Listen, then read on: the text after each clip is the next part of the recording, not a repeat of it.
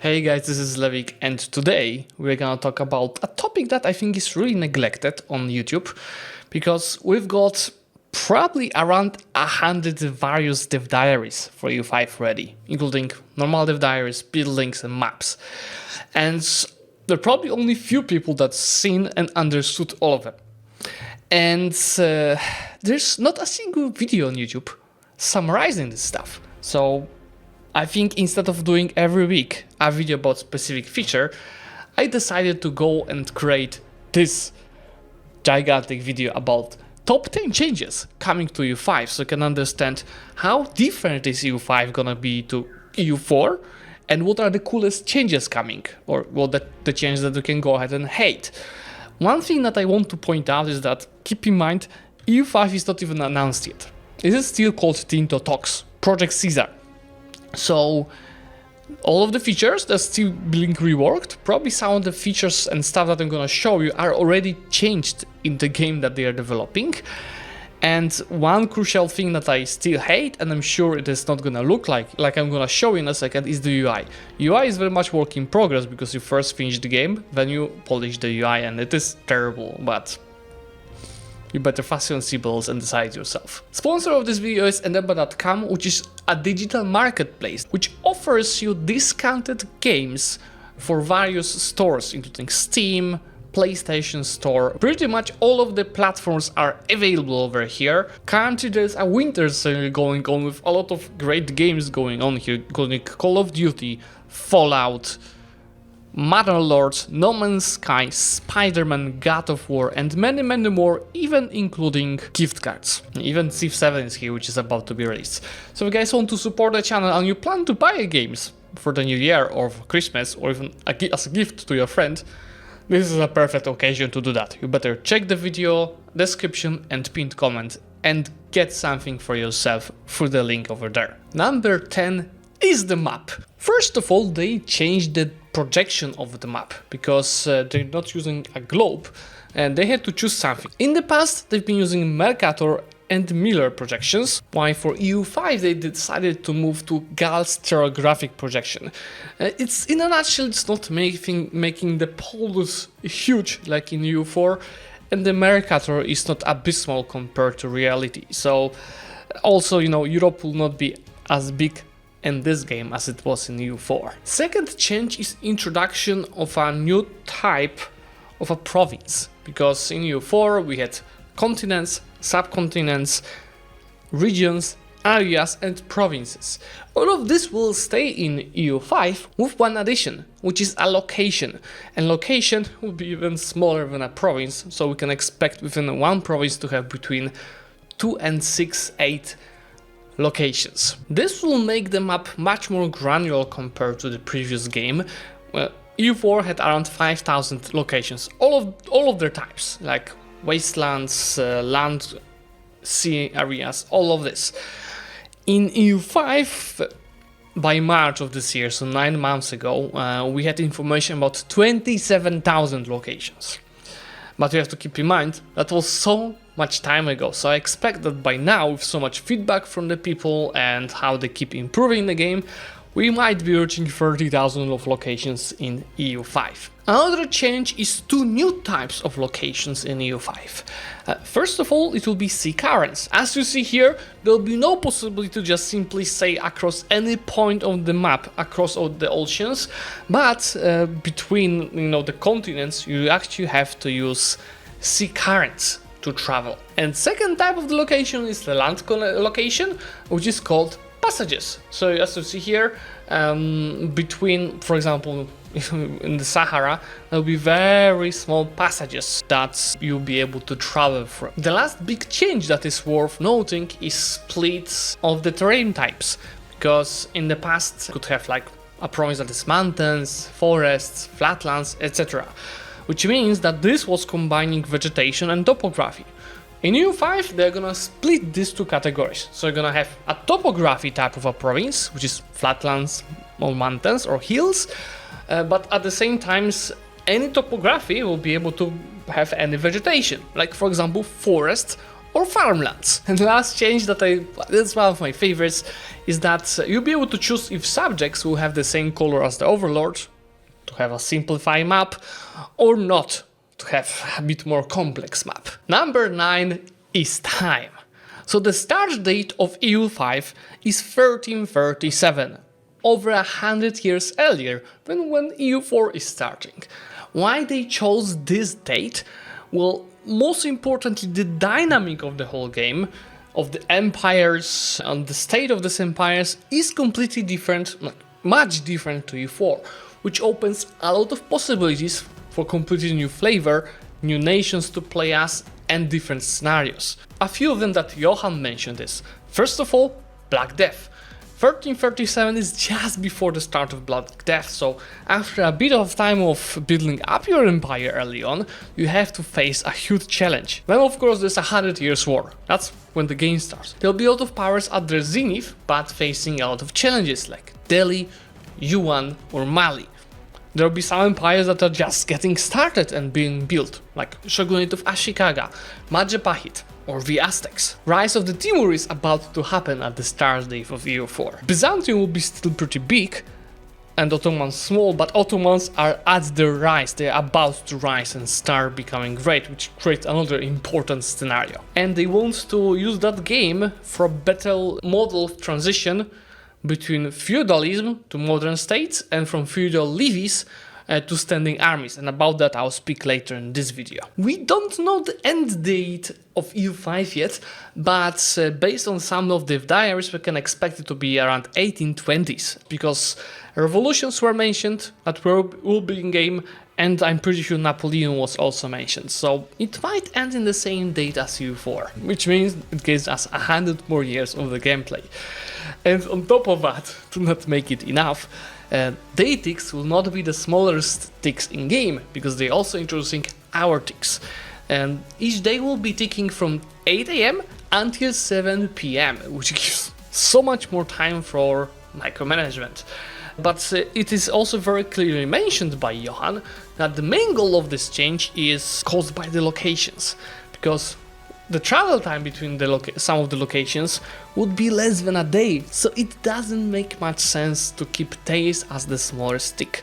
But at the same time, he mentioned for this word about the speed of the game is that yeah, you will be able to slow down your game to micromanage armies or do other stuff, but if you want to play fast, like you can in EU4, you should be able to do that with the highest speed of the game. Number 8 is a feature that we did have in EU4, but is reworked, and these are ages and institutions. In EU5 we're gonna have 6 ages of traditions, Renaissance, Discovery, Reformation, Absolutism and Revolutions. Sounds familiar, right?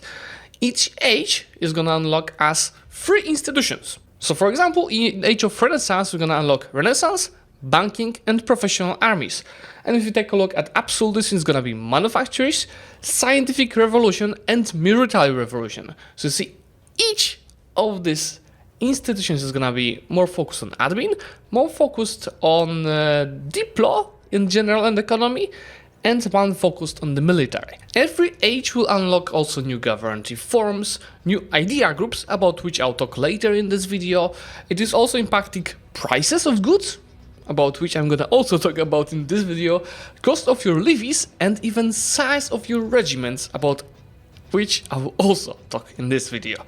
About institutions themselves, there's a game setting that you can decide if it's rigid, so you just get historical born places of institution, or it's more flexible. In general, the first few institutions, like in EU4, will be more strict about where it can happen, while the others will be super flexible. Spread of the institution takes time, and it can only go by either adjacent locations, sea lines, or the trade routes. So trade will be very important to do that. You'll be also able to sell the institutions, and once locations with 10% of your population have the institution, you're able to embrace it. In general, it's not as hurting as in EU4 to be behind in the institutions, but it's impacting the advances you can unlock, so sometimes you do have to rush the institution. Number 7 is how you expand, how you do diplomacy, and how do you do peace deals. Starting with expansion itself, you will still have casus bellis, just like in EU4. You can no CP as well, so the best CP is still over there, but there will be no magical fabricate claim system in that game. So you will use your spy network to create a casus belli, but you need a valid reason to do that, like a reconquest, a trade conflict, some customers like Flower War, Humiliate for Rivals, and 50 different CBs that will be available in the game.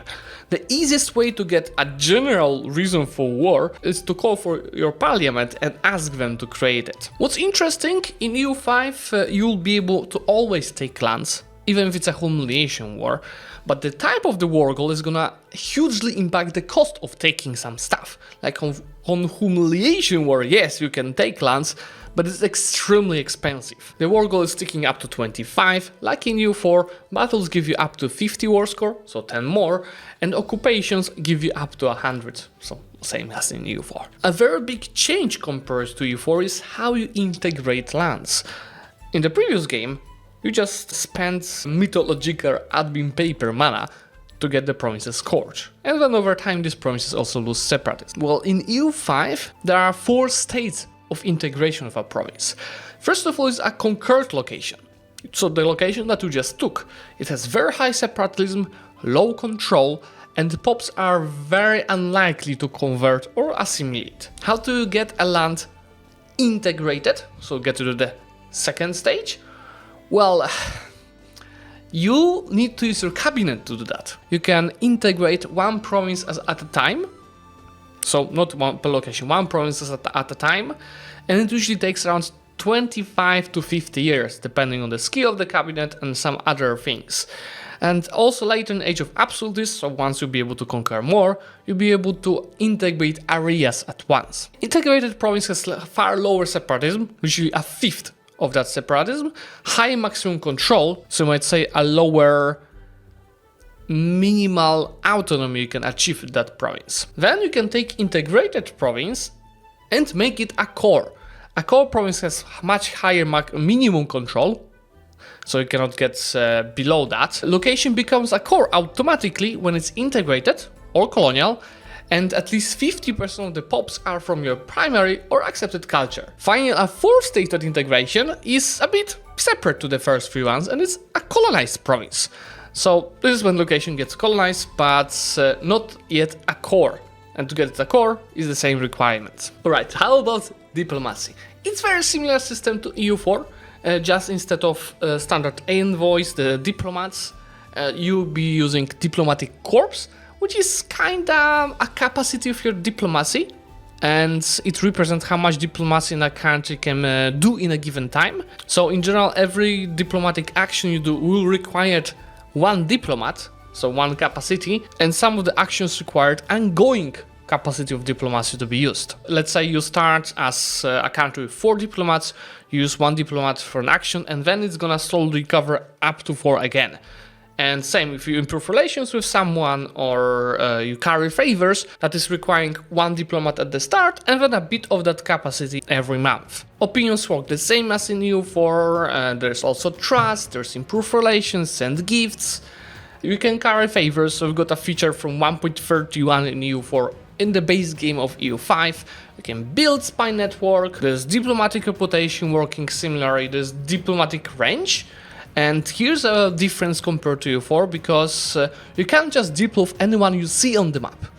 You have a diplomatic range, that is a limit of the physical distance your diplomats can travel to conduct the diplomacy. There are rivals, just more strict rules. It's mainly about your size of a government rank. So the smaller you are, the more limited are rivals, like mostly around your area, then also in subcontinent, continents, depending how big you are. You also have a diplomatic capacity, so instead of a relations limit, let's say it's 4, you have a capacity on having allies, subjects, and depending on the size and strength of this, they're gonna take more of your capacity. So it's gonna be very limited what you can do early on, And over the game, once you unlock advances and policies and guarantee forms, you can get it much higher. Last one at this point are the peace deals, and that was one of the worst rated dev diaries so far. I think mainly because the people expected a two-way peace deals, that you can exchange something for something. But Johan told us that would be far too complex to do, especially to train AIs to do it correctly. Who you can negotiate with, primary, co-belligerents, etc. works the same as in EU4. When your war goal is a specific land, you cannot take other lands if you don't take the war goal. That's a new thing. To take a specific province, you need to take a capital location of that province. There are thousands of different peace treaties you can do. AE is similar like in EU4, but coalitions are an international organization, about which I'll talk later. Wonder 2 just works similar, and war participation also works similar as in EU4. So there are some differences to EU4 here, but I would say it's very limited amount of the changes, mainly to make the life of the player a bit harder. Number 6 are characters and cabinets. So we do have characters in EU4, but they're very limited and like separated from each other, right? We have rulers, we have advisors, and we have leaders and generals. These three don't really mix with each other. Maybe sometimes rulers are generals, right? In EU5, the characters will be deeper. It's not gonna be as deep like in Crusader Kings or Imperator Rome. We don't want that. It's a separate game, right, that is focused on characters. But still, the plan is to make it a bit more fun to play around with your characters and create their history. So in general, they're here to be as a tool to be used for the greater good. Each character will have 3 stats: admin, diplo, and meal. Nothing new, right?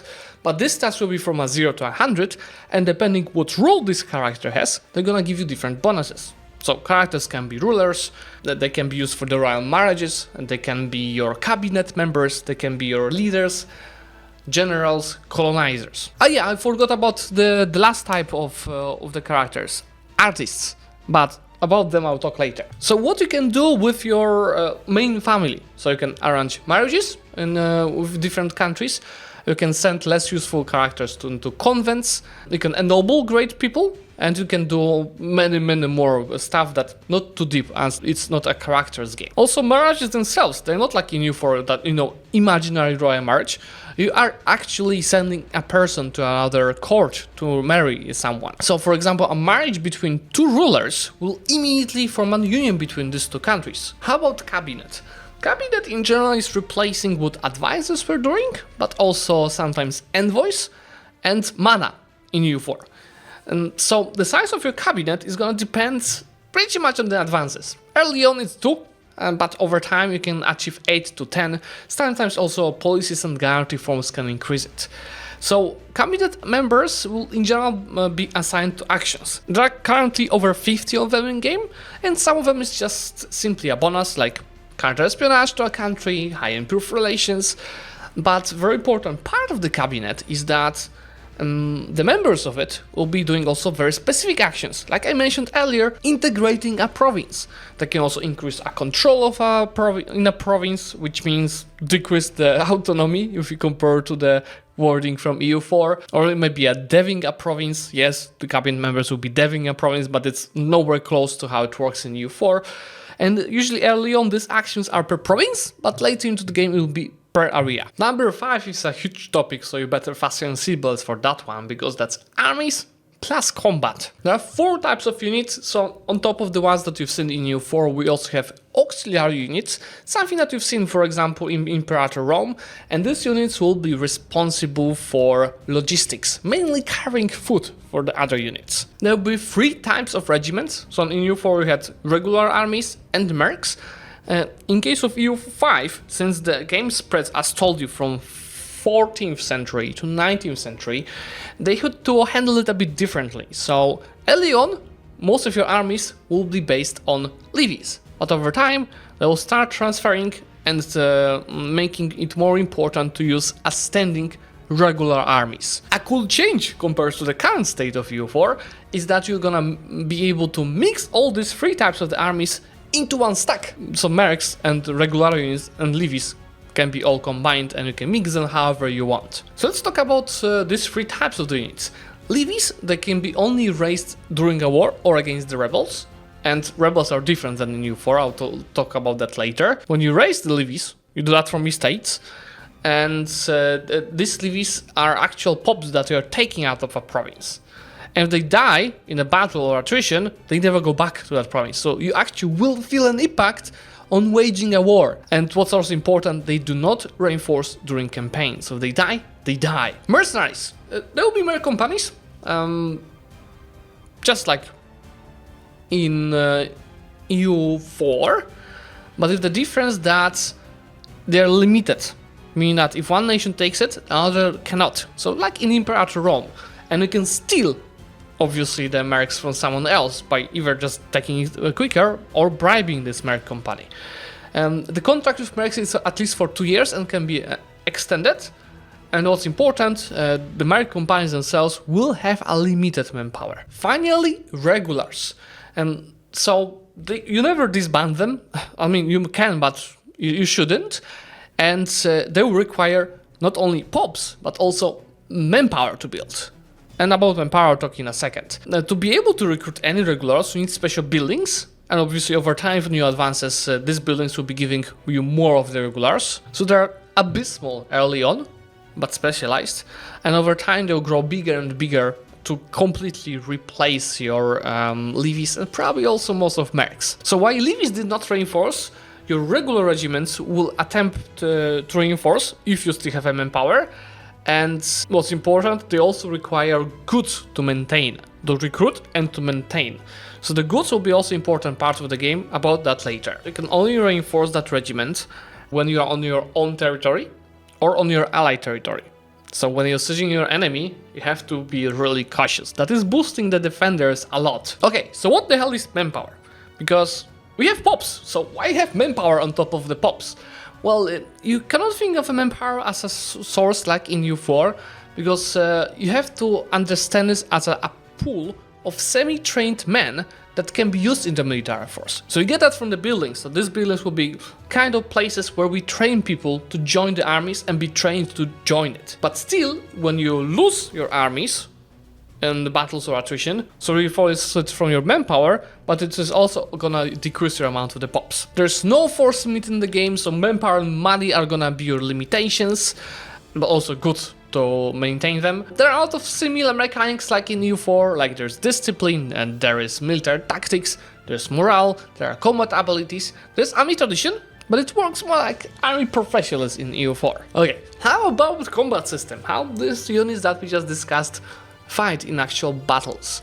Well, most importantly, good news, you have full control of your stacks, so it's not Victoria free. But since there might be a lot of micromanagement, especially with the locations, there is also introduced an objective system where you can give a specific army as an objective and it's gonna use fully AI to do that stuff. So it's gonna work the same as AI of the other countries. And that's a great thing about EU5 that is making it very different from EU4. First of all, it is introducing a lot of micromanagement, like for armies, for your trades, buildings, but at the same time it also introduces a lot of automations. So you can automate full or parts of this stuff. Army itself, in EU4 it was front row and back row. In EU5 it is gonna have 4 parts. Well, 3 parts plus reserves. So it's gonna have center, left flank and right flank. So the cannons will be actually not really part of the battlefield. And that's because the battle will start with the bombard phase. And after the bombard phase, the cannons will not do anything anymore, which is kind of actually understandable because you're not gonna bombard your own troops fighting in the battlefield. Then after that, there's just main phase. There's no like fire phase and shock phase. And on each day, the units will be rolling a dice in the battlefield, and if it's good enough, they're gonna become an engaged unit and actually start attacking the enemies. Morale is working similarly, so it drops daily, both in the battlefield and the reserves. Once a specific unit runs off the morale, it goes to the broken units section. Battle ends once you either run out of units or you run out of the morale. I told you there are a lot of similar stuff for the mechanics of the armies, but there are also some new. So for example, there will be a combat speed mechanic, and this is how quickly your units can move up from the reserve section to fill holes in another section. So, you know, in EU4, the front row was just replacing automatically. In EU5 it's gonna work like EU4 cannons, so it's gonna steadily replace, and it is gonna faster replace depending on your combat speed. Then you've got also front edge. So in early days of EU4, you remember like different types of the terrain was impacting the combat width of the battle. It's gonna work the same in EU5. Well, same. Similar. It's also important to mention that the size of the regiments will be very different. In early game, it's gonna be around 100 men per regiment. In late game, it's gonna be a few thousand. So that is also gonna fix the problem with EU4 of having so many regiments in the late game. And the final new thingy for the armies is initiative, and is how quickly a unit can engage as soon as the combat starts. The lighter units in general will have a higher initiative than the others. How about logistics and sieges? There are also a few changes here. Like for example, when your army is moving, and the morale is gonna slowly decrease. And this creates a natural flow of the armies marching and then resting from time to time. And not just marching from Paris to Moscow without losing any of the morale. Sometimes army size is gonna impact how fast it's moving, so the bigger armies might be just slower. In Age of Revolutions, there's gonna be an advance that's gonna make the armies automatically join the battle just next by if there's a need to join it. Just a bit of an automation. Something similar to Imperator Rome, each army will have their own foot. So units will be generally, taking around 3 months of food just by themselves. But that's why you have also auxiliary units to cover more of the food. And there will be also like mechanics like special kind of buildings that you can build to maintain the food and give it to the armies. So the logistics will be also a very interesting part of the wars. Like historically, like you very often lost the wars in the history by just wrong logistics. Just to mention some other stuff impacting the logistics and food, you can steal food from a province, from a location. When you win a battle, you also steal the food from the lost side. And importantly, very also much historical, your navy can also bring food to your armies. Since there's a lot of new locations in the game, and the siege system of EU4 will not make much sense. That's why I say it's an improvement. And because it's gonna work similarly to an Imperator Rome, where sieging a fort is gonna siege all of the locations in the fort zone of control, and sieging a capital of a province is gonna siege all of the locations, like let's say province has 8 locations, is gonna siege all of them when you siege capital of that province. Number 4 is how they are replacing national ideas and idea groups. For some of the people it's a massive downgrade, for the others it's an innovative improvement. Let me know in the comments what you think. So there are 2 mechanics that are gonna replace it. First of all, advances themselves. So instead of the technologies, you're gonna have advances that are unlocked with each age and institution. The advances can unlock, some of the general stuff like diplomacy stuff, unit abilities, character actions, subject interactions, privileges, laws, guarantee forms, buildings, production methods, and many, many more. At the start, they're saying that are around 100 advances that you can take. Some of them uncommon, it's around 70%, but many unique of the advances will be very specific for religion, for your culture, for a government, and most importantly for the tag. So their plan is that instead of having national ideas, you start with 2 unlock advances that are like traditions that give you specific stuff, and then in each age there will be multiple advances unique for your nation, giving you new bonuses. Which is an interesting thing, because in EU4 you finished your national ideas around 1530. But what about the other 300 years of the game? Here we can spread the ideas, give you more bonuses, but also spread the ideas more across the game. And some of the bonuses that didn't make sense to be unlocked in 1530, like some absolutist army stuff, now are making much more sense being in Age of Absolutes or Age of Revolutions. Okay, so you might say that's cool, but how about idea groups? How do I shape my country with every time? So I tell you what, you're gonna have 7 idea groups that you're gonna be able to unlock from 21 to choose from. Because in each age, at the very start, you'll be able to choose an admin, diplo or military set of advances. In each age, this will be unique, and they're gonna give you 10 different advances to unlock. So let's say in Age of Traditions, oh, I'm gonna go for the military one. Yeah, that's 10 advances that you'll be able to unlock in this age. Okay, in Age of Absolutism, I'm gonna unlock a diplomatic set of advances, and that's 10 other bonuses. I think that's a pretty innovative and nice adjustment.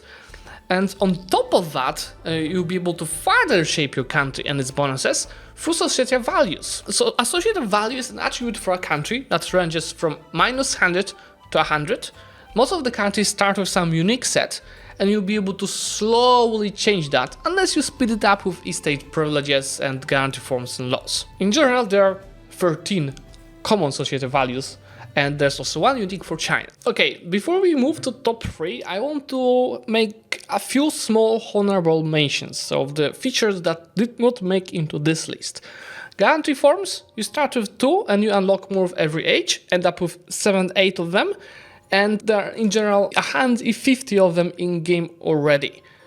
A lot of them are unique per country, religion, culture, etc. Parliament, it is gonna be much more impactful than in EU4. Actually, pretty much every country starts with it, and there will be 5 types of it. Assembly, a council, estate parliament, autocratic parliament, and constitutional parliament. We can call it every 5 years, and can be used to push your debates to do something, agendas from the states, which kind of replaces the diets in EU4. And there are also a few very big things that you can do for the parliament, like call for more taxes, bigger levies, law changes, or, as mentioned earlier, a casus belli for your war. Great powers and hegemonies will also be in base game, with a few differences. The great power score is not decided by your development, but by a combination of different metrics of your advances, population, land area, development, and other factors. The amount of the great powers is not fixed. It is flexible depending on the relative strength of the nations being great powers, especially between first and the others. We will have 5 types of hegemonies, so 2 new ones introduced in the game. One is diplo, one is cultural, and hegemonies will be actually given to nations automatically once they reach a specific point of being a hegemon in the world, and they're gonna also replace them automatically.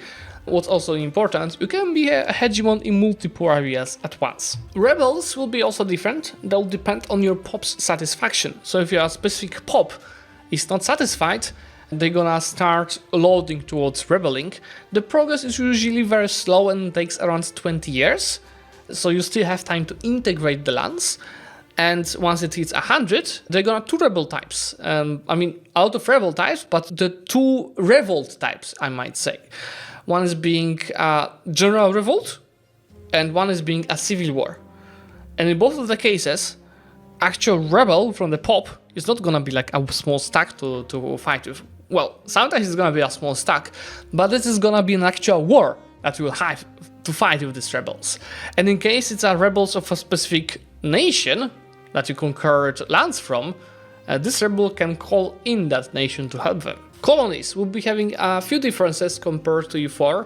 Well, you have to move pops, not just magically appearing settlers. You can actually colonize any terrains as long as your power projection is higher than the other nation, and power projection depends on your power. And of course, how fast you're gonna colonize is gonna depend on how many pops you can move, or how much money you spend, but also how many people are living in that specific province. So if you just want to go and colonize China, good luck with that, it's close to impossible. To finish a colony, a location needs to have at least 1,000 people living there, and a certain percentage of that population needs to follow your state religion and be of accepted culture of your nation. So that's not gonna be easy, and what's more important, multiple countries can colonize a province at once. So at one point, there might be a conflict to finish a colony by one of these few. Once you finish the colonization, you can decide to either keep a province for yourself, create a new colonial nation, or join into an existing colonial nation. So it will be much more flexible than in EU4. Last thing to mention before top 3 are buildings. There will be much more buildings for sure. And the main changes that I think are worth mentioning is that each state will be able to build buildings, but this will usually work for their own good. And buildings not only cost money, but you also will need resources, goods, that will be needed to build it, but also to maintain that building. And these buildings might do a lot of stuff like allowing you to build armies, but also simply produce goods. And yeah, number 3 is trade. This is a complete rework of how it worked in EU4. First of all, the markets will be dynamic. They're not pre-selected. I mean, you start with some markets, but then you'll be able to freely create and disband markets as long as they are within your territories. Every location in game, land connection, and the coastal season will belong to a market, the one that is most fitting. And the one that is most fitting will depend on the market attraction of that market, the distance between location and the market center location, and also diplomatic factors and many more, because you can also, embargo the other nations, so their market is not impactful. The market will be having merchants, nothing new, but you might call it a merchant capacity, and you'll be able to use it to either import or export goods from that market. And what's important, each market will have their own prices of the goods. So that's how the whole trade is going to be happening, and how you'll be able to actually earn money from it. In general, burghers will be also trading on their own, and their goal will be always to make money, which means there'll be over time balance in the supply and demand of specific goods. In case you have too much of a specific good, you can just stockpile it, but there are limits, but there are also buildings to increase that stockpiles. So again, similar to the armies, I think the good thing about trade is that if you want to play tall and micromanage all of your merchants and play around with it, I know a lot of players that will love to do that. You can do that. But in case you're a player that just wants to play wide and expand, you can just click a button to automate your whole trade or part of the trade, depending how you want to play. Number 2 are pops, development, and roads. So starting with pops, we'll be having 6 different social classes in game. Nobles, clergy, and burghers, all in the upper class, and then the other ones, so peasants, tribesmen, and slaves. Burghers will be impacting your economic growth and trade, clergy mainly your national religion and stability, while nobles will be more about diplomacy and warfare. Every location will have a population, and each combination for a social class or estate, your culture and religion will create a unique pop. So for example, there will be a pop of Catholic Poles that are nobilities or they are from Szlachta. That is counted as one pop. Each province will have a population capacity, so how much it is inhabitable. So if your population is higher than the capacity, it will impact both growth of the pops in that location, but also migration attraction of that province. You have limits to how much of the upper class you have in a location, changed by the buildings and development. The other pops don't have the limits. Pops will promote and demote all the time, and there are a lot of global and local factors that will impact this. Only peasants and tribesmen will grow organically on their own, but at the same time all of the pops might die from negative growth. Overpopulation, lack of food, war exhaustion, devastation will all have negative feedback on your population growth, while having access to free land and a lot of food will increase it. The population also can die directly to diseases and warfare, like diseases, Black Death, for example, in early game. Other cultures will assimilate, but slow process, and usually just natural growth will outpace it. The conversion of pops will work similarly, but it's mainly done through the cabinet actions. Pops will also migrate all the time naturally from a location of low attraction to a higher attraction. Every pop will have their literacy, which will impact how fast you're researching stuff. And what's important, you produce goods. That's also for something, not only for war and trading. The population will have its needs, and if you don't meet these needs, that is gonna negatively impact their satisfaction and lead to rebels, about which you already talked. How about development? It is nowhere close to the development from EU4. It is pretty much a representation of how cultivated the land is in that location and how much it is used by the pops living there. So the higher the development, the more people can live there and exploit what's there in that province. So you don't really have a direct control over it, mainly the cabinet action that you can do to increase the development. And here you can see how slow it grows and how many different bonuses it gives to your location. Okay, finally roads, something that is not in EU4 at all. And road is a connection between two land locations.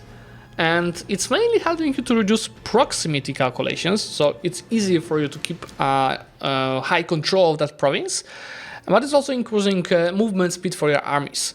And there are multiple types of the roads unlocked for time for advances, and most of the nations start with gravel road unlocked.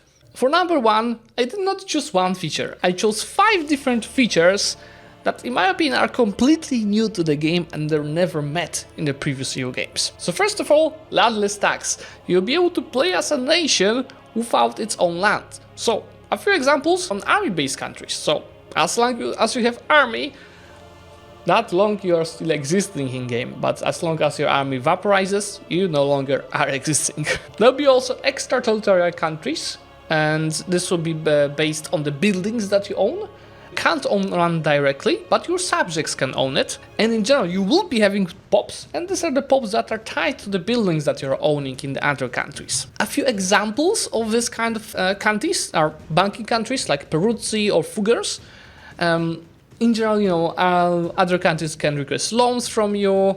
You have diplomatic ability to take over a loan from an estate. The trade companies, Zlewikk is also this type of the country, and that's a country that has subjects owning lands. And finally, there will be also holy orders. Besides that, we'll be also having societies of POPs, and these are mainly nations replacing EU4 natives.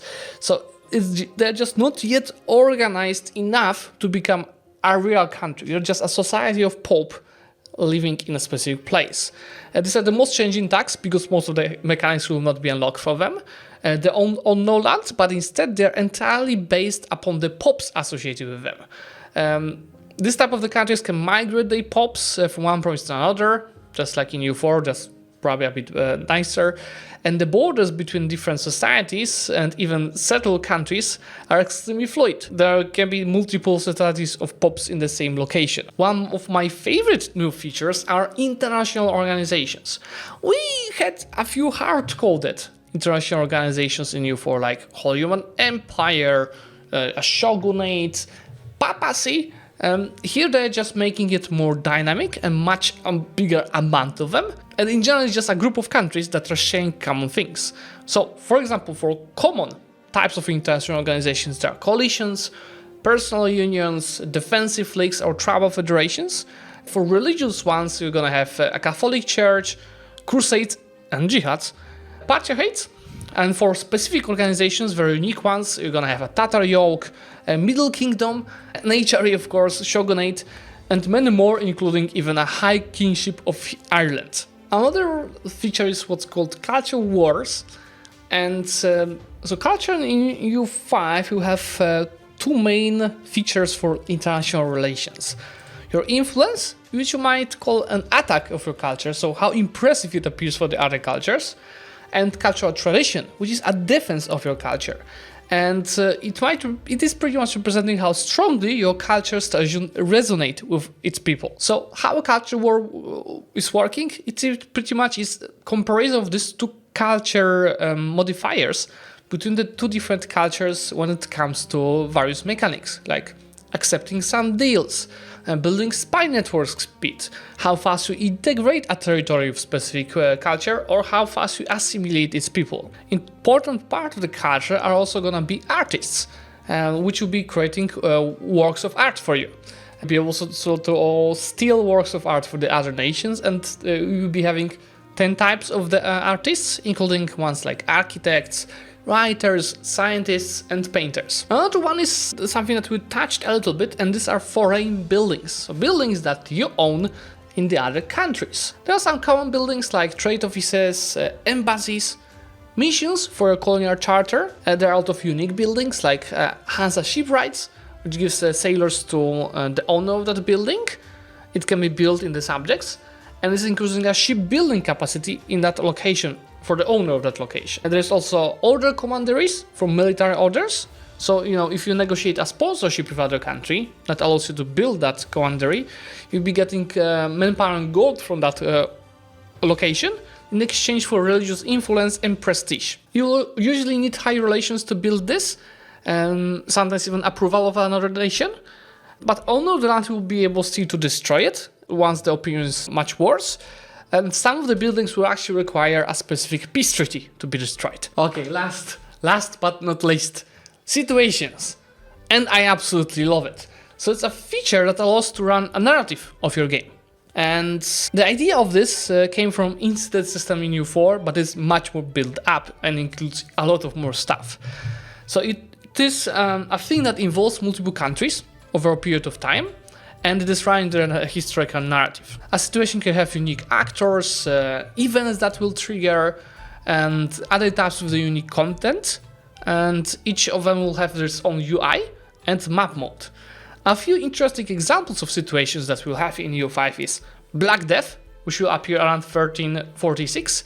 It is gonna spread via neighbor locations through moving armies and trade, and it's gonna kill 40 to 60% of the population where it's affected. Second one, at the start of the game, is gonna be Italian Wars.